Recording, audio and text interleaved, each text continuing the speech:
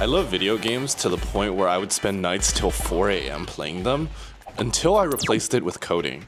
My name is George, and I am a part-time master's student at Georgia Tech, a part-time YouTuber, and a full-time FAANG software engineer. I was inspired by some videos that also dabbled around the topic of replacing gaming with coding, and I felt like I went through something very similar. However, in this video, I want to share the 3 tips that really work for me to scrap this gaming addiction, as well as how I use my gaming addiction to my advantage within coding. First, a quick recap.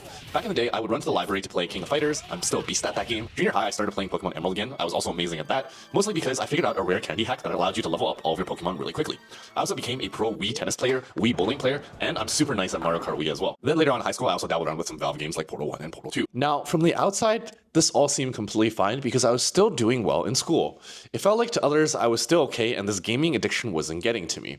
However, I knew deep down that passively I was always trying to catch up in school, and I couldn't shake this feeling of guilt whenever I was playing these video games. This feeling of guilt actually gave me my first realization, which was I wasn't actually enjoying gaming. I just liked the feeling of winning and leveling up in these games. What I found to be really lucky for me was this whole idea of leveling up is very similar to all these coding challenges and coding projects. You can also level up by learning new algorithms and being able to solve problems and concepts more quickly. In particular, leak code for preparing for coding interviews was absolutely a grind, but I felt like it was compartmentalized enough to where every question felt like leveling up and that I was in fact improving. It was also easy to level up at the start because you can start super simple with Python and doing very easy leak code questions. And that actually leads me to my first tip. Figure out feedback loops in coding that help you level up really easily at the start. That's the one thing I actually noticed about gaming. In the beginning, it's actually really easy to level up very fast. Once you get hooked into the game, then the leveling up becomes more and more challenging. That's in fact how I eventually ended up quitting games because it technically got way too hard in between levels. I quit Pokemon Go, not because I hated the game, but at a certain point, I just realized that between the gaps of certain levels, it was just way too difficult and I wasn't willing to commit the time to doing it. I also knew, and let's be real, like I was never going to be a pro gamer and it wasn't really going to amount to anything super substantial. However, this leads me to my second tip,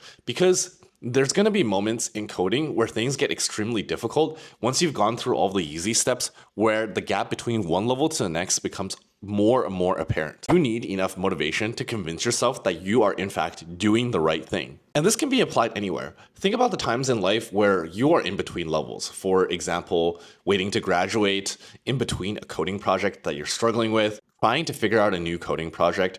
When you're in between feedback loops, you're not getting that reward and you really have to believe in what you're doing. I know people hate platitudes, but I feel like sometimes they help too. I remember reading somewhere where somebody said that build your own dreams or else someone else will hire you to build theirs. And it felt like playing games was kind of that because I was kind of serving the game maker and generating revenue for them.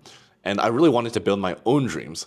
And this gave me so much more motivation to stay patient and trust the process. This actually leads to my final tip, which was I realized I loved playing games, but I also liked setting up my own rules for my own game as well. Video games is convenient because the rules are pretty much set up. In 1v1 battles, you try to beat the other person. In Pokemon, you try to level up. In first-person shooter games, you try to compete against other teams or against other people. My point is that these rules were made by whichever game maker created that game. And what I realized is sometimes those rules don't really fit for you, and sometimes people would try to mod games or make changes that they deemed fit. The cool thing about coding and life in general is that you get to make your own rules of what you want exactly, which is actually amazing. But remember in the beginning of the video where I said that there was a key principle about really great games that I applied to my life to this day? In Pokemon, you don't even get a Pokeball at the start. You get a starter Pokemon right away. Then you battle your rival right away.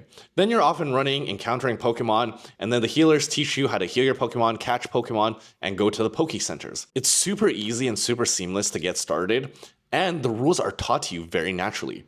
Before you know it, you're already at your first Pokemon gym and you're off and running. Easy levels are super important to get you started and get you hooked right away before you become bored of the game. You often hear people with very lofty goals, like they want to make a lot of money, they want to go to this dream company, maybe they want to get to a really good school or build a huge startup, have a great coding project. And a lot of times successful people tell you to be patient. But in my opinion, it's not about being passively patient. The hardest part is actually figuring out the easy levels to get you started to achieving your goal so that you can actually get hooked into the process of achieving that goal. And by setting up the initial building blocks very deliberately, it helps ease your way in without you quitting right away. That's why before I start any coding project or task, if I can't figure out an easy way of leveling up and a way to reward myself in the beginning, I wait until I can figure that out. This step is crucial to any great game and also for me in any new task that I try to accomplish. I hope this was helpful. I also have some productivity tools that I like to use to help me with my work tasks. So if you're interested in these types of videos, please subscribe to stay tuned and like the video below.